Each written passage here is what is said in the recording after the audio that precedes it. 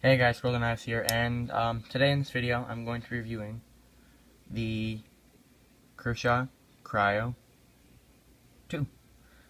This knife goes for, right off the bat, if you don't want to watch any more of the video, I highly recommend this knife. Boom, done. There's your review. No, I'm kidding. This knife is incredible. For the 35 bucks you pay for it, you get an absolutely, well, I wouldn't say absolutely beautiful, but it's a really good looking knife. Yeah, it looks like, it doesn't look too tactical, but it's nice. That's all I'm gonna say. It's just nice.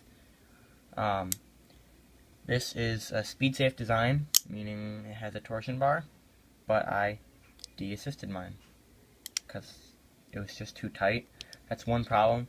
A lot of the cheaper Kershaws that are have torsion bars in them, they come like really tight.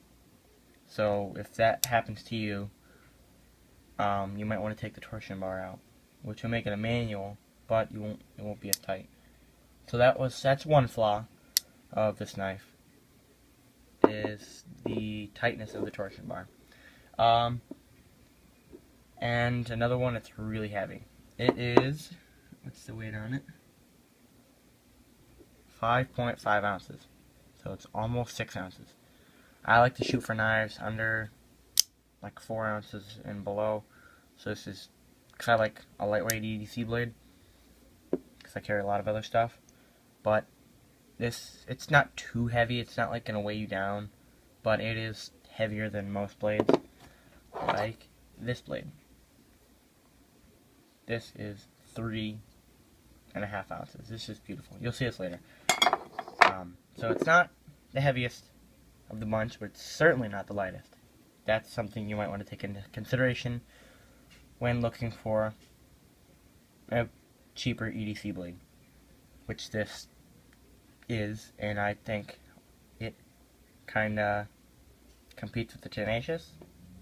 So this is like Kershaw's Tenacious right there. The Cryo and the Cryo II. Quick specs. The steel is Kershaw's highly proven 8CR13 MOV. Now that's a Chinese made steel. It is on par with AUS 8, which is one of my favorite steels, for like a knife under 50 bucks. I usually look for either 8CR or AUS 8. I find that 8CR takes an easier edge, but it doesn't hold it as long. Like, it's not noticeable, but it doesn't hold it as long. It is a frame lock design, so the frame makes a lock bar. See there? It's about 50%, so it's on the later side. So the centering it's off. It's kind of scraping, so that's another flaw.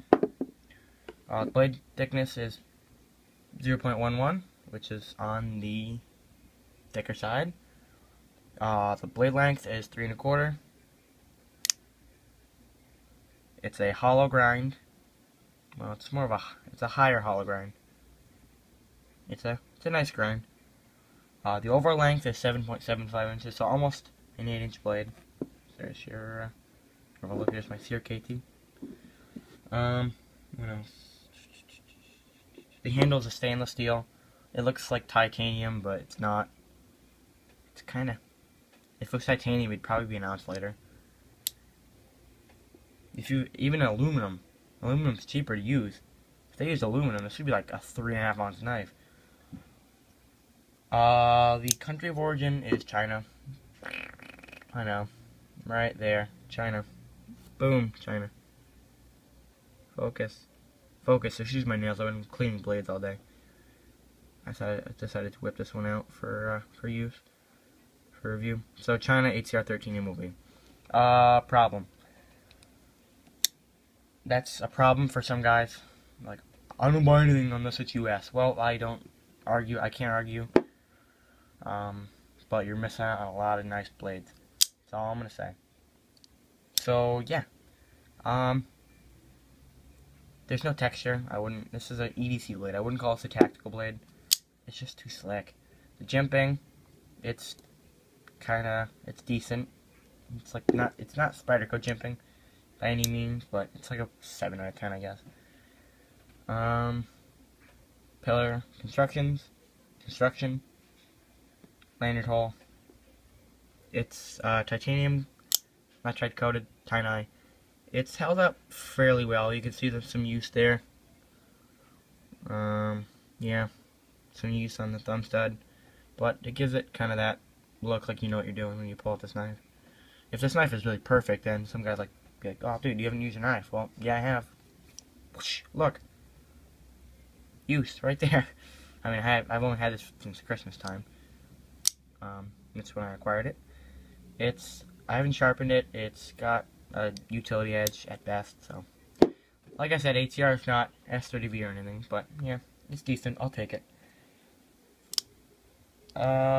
It is quad carry, meaning you can change the pocket clip all 4 sides. It comes right hand tip down, so I changed it. It's got the lock bar stabilizer, so you can't overextend it. One of my friends overextended my Cryo I, went over and bent the frame, so that kind of pissed me off. You ruined a knife, so good thing that's there. It's not necessary, but it's just a nice touch. So let's say you're not a big fan of this knife. I know a lot of guys aren't. One of my knife friends isn't. He doesn't like this knife. So you want something like this price.